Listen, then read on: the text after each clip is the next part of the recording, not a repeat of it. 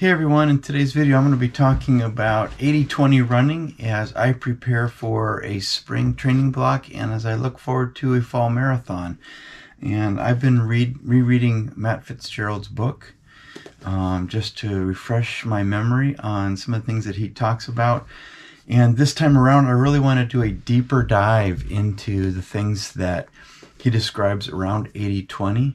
In the past, I've primarily just followed at a very high level the principles, but today I want to dive into what I'm doing to prepare. So that'll include a do-it-yourself run test that you can do to identify your lactate threshold heart rate, and then from there calculating the 5 training zones that he outlines in his book, and then how I actually program that into my Garmin sports watch. And I'm going to share all that with you guys right after this, so stay tuned.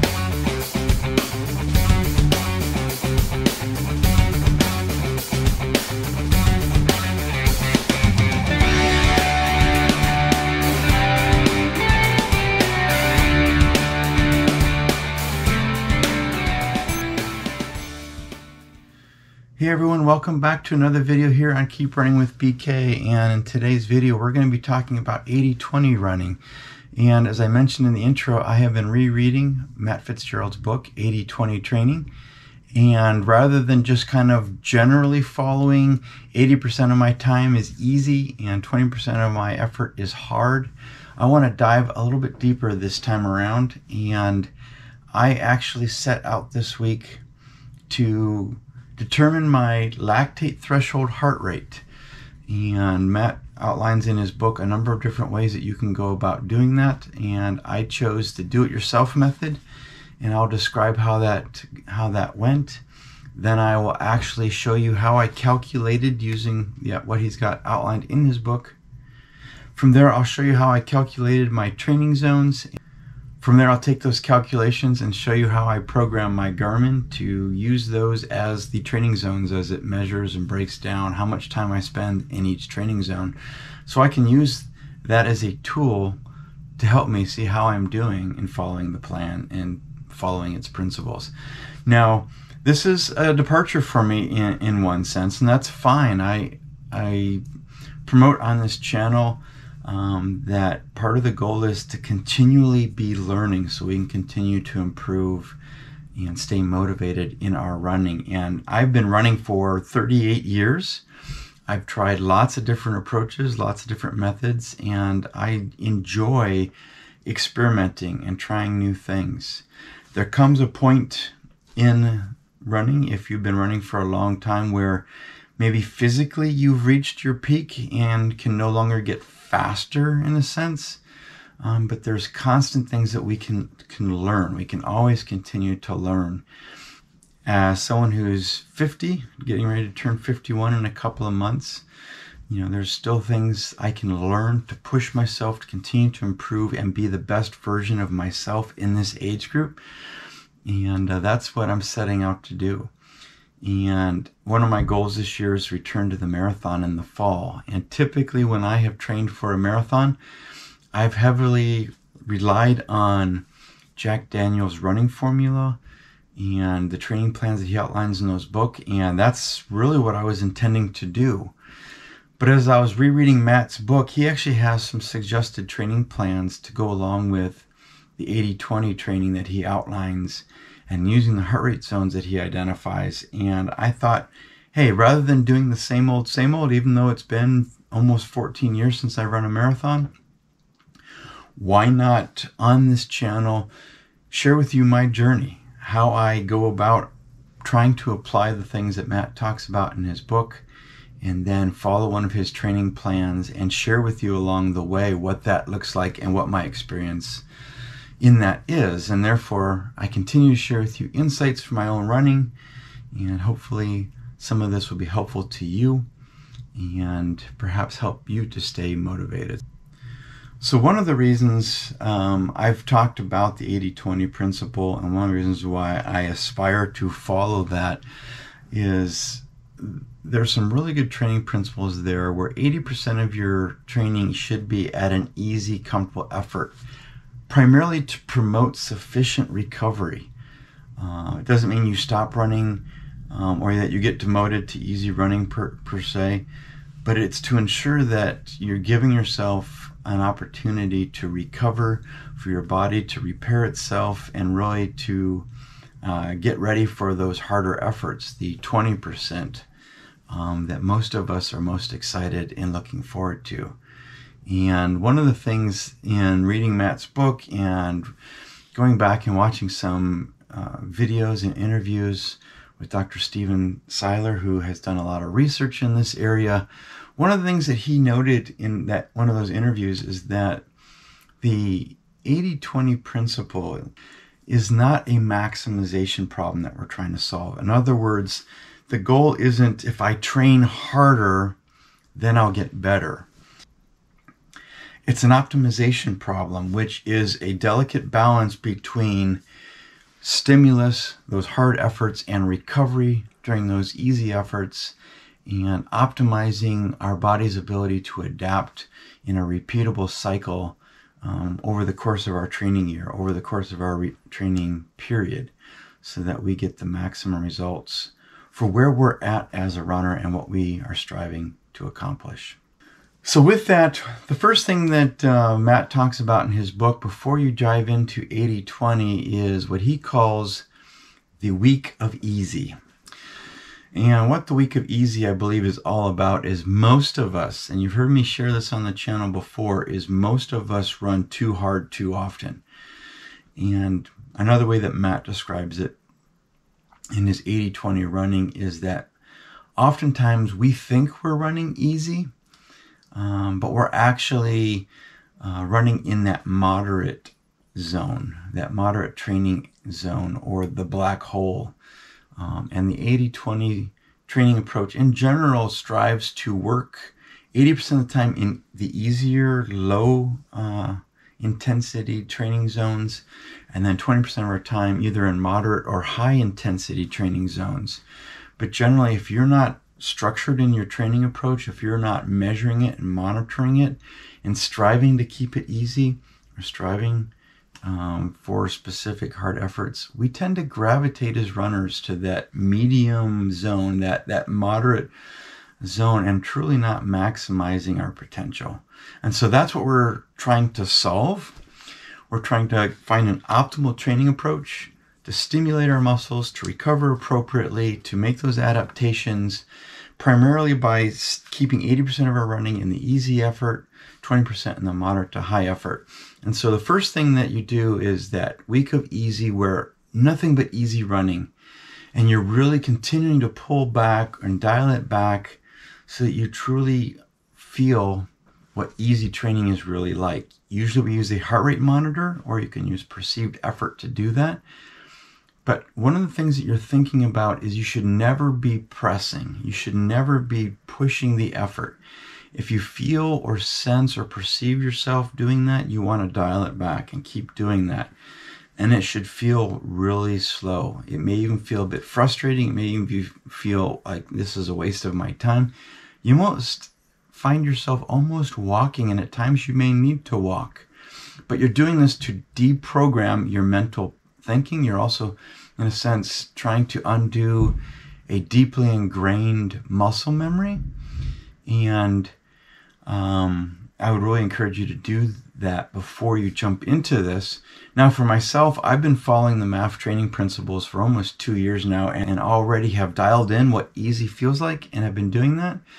And so this week, I dove into going out and doing it, do-it-yourself approach to identifying your lactate threshold heart rate. All right, so essentially you go out for your run, and I did a mile warm-up, and then you can kind of see here, after a mile, I start to pick up the pace, pick up the pace, pick up the pace, pick up the pace. And so what I'm doing is I run for a minute at a slightly faster pace, and then I either recite the Pledge of Allegiance, for those of us in the U.S. who are familiar with that, or you can always count from 120 to 125 out loud. When you're done, you note your heart rate reading, and then if you recover to normal, comfortable breathing within 3 breaths, you're still under your lactate threshold heart rate, or still within that range. Then you rinse and repeat. You increase your pace a little bit, The more times you do it and the smaller the increments, probably the more accurate the reading is, as suggested in the book. Looking at the graph here, I probably did see 1, 2, 3, 4, 5. It probably took me about 6 iterations of the test before I got to a point where reciting the verbal exercise got to a point it was getting a little more difficult to talk, and I didn't resume normal breathing within 3 breaths of finishing. And that final reading I did on the previous interval where it was comfortable was 165 beats per minute. And that was right around in this area right in here. So that then becomes my lactate threshold heart rate. I want to take this opportunity, if you're new to the channel, to subscribe. It's free, and you can follow along and check out other videos on the channel, and follow along as I will share subsequent videos in the weeks ahead of my preparations for 80-20, applying the things that we showed in today's video, as well as the things that I'm learning along the way as I try a new approach. This spring I'm going to be working on my 10K speed. Later this summer, or late summer, early fall, as I prepare for a fall marathon, I'll be following one of his marathon training plans, following the same approach. So if you're interested in the 80-20 approach, if you're interested in just learning things, running insights from my own training, so you can continue to learn and improve as a complete runner, and if you're just looking for different ideas to help keep you motivated, check out the channel here. Love to have you as part of the Keep Running with BK community. Now show on the screen a table where Matt says to take 75 to 80% of that value. So I take 75 and 80% of 165, and that calculates my low end and high end of zone 1, the low aerobic heart rate range, and that calculates to 124 to 132 beats per minute. Zone 2, the medium aerobic, is 81 and 89% of that, giving me 134 to 147. Zone 3, the threshold zone, is 96 to 100%, so it's 158 to my 165 reading. Zone 4 is the VO2 max, that's 102 to 105% of my calculated value, which gives me a range of 168 to 173. And then zone 4, or the speed zone, where you're doing those high intensity intervals, repeats, things along those lines, is 106%, which calculates 175 plus. And if you look real carefully, you'll notice that there is quite a gap between zone 2 and zone 3.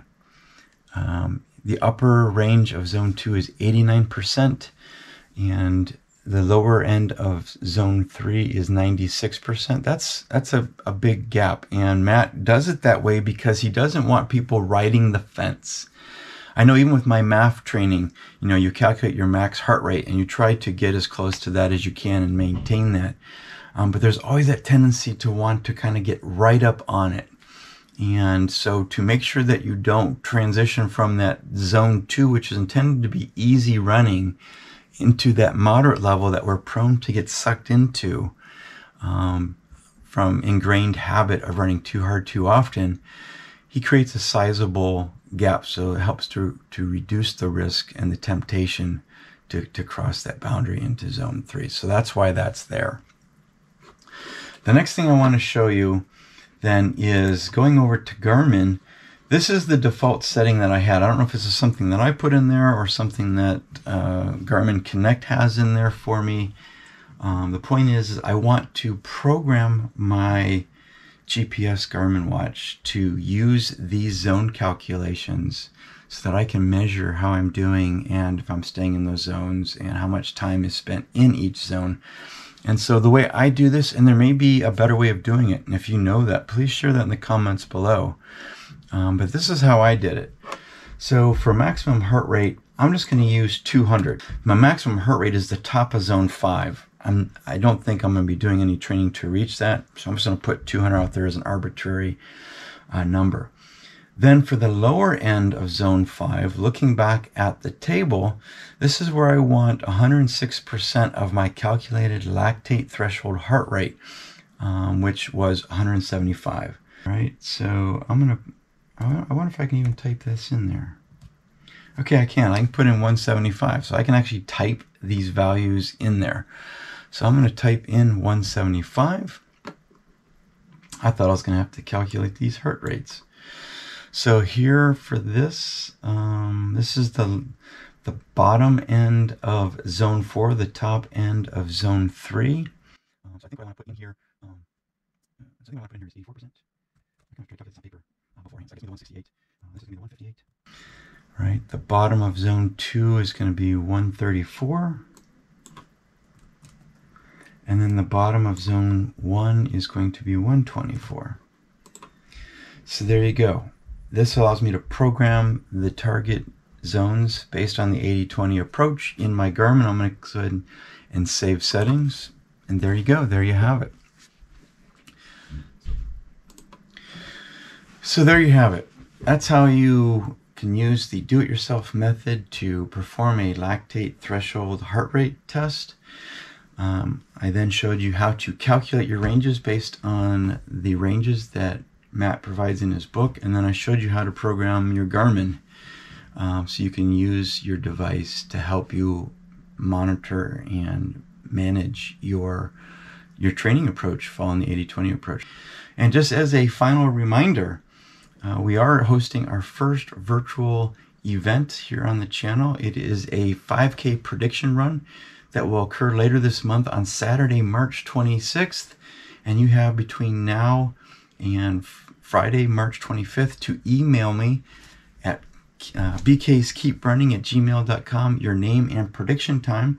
And then don't forget, after your run on that Saturday, to email me again with your actual time and share your experience. And if you want to take a picture of yourself during the event, I'll take that as a sign that you're giving me permission to use your picture, maybe even share a little bit about your experience. And I really just want to introduce those who support and subscribe and follow the channel, introductions to some of you out there in the Keep Running with BK community as we continue to promote community as a virtual running club. And again, you can always check me out on Twitter. You can follow my training on Strava. And if you're on Strava, also check out the Keep Running with BK Running Club. You can find a link to that down in the show notes. So until next time, stay safe, train smart, and keep running.